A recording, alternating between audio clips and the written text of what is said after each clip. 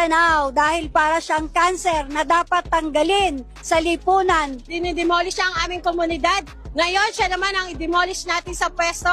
Tanggalin ang pahirap, ang palpak, at ang korap na vice-presidente ng ating bansa. Convict Saranao sa lahat ng mga ninakaw niya na para sa taong bayan, na serbisyo, eskwelahan, kalusugan para sa mga kababayan ninyong Bangsamoro at Katutubo. Bilang mga guro ng bayan, walang kwenta ang aming itinuturo sa paaralan kung hindi namin pananagutin ang naglustay ng pera ng bayan. Convict Saranao dahil winaldas niya ang education budget na dapat napupunta sa kabataan. Convict Saranao dahil ang pondong winaldas ng OVP ay pondong dapat ginamit sa pagpapaunlad ng agrikultura. Convict Saranao dahil kailangan ng pananagutan sa isang tunay na demokrasya. Dapat patalsikin ang mga korap at kurakot sa gobyerno. Siya ay pabaya at pahirap sa masang Pilipino, mas lalo na ang LGBTQ+ community. Convict Saranao dahil siya ay guilty. Sa pagtingin namin, nagnakaw siya ng pondo ng bayan. Panahon na para managot siya sa lahat ng kanyang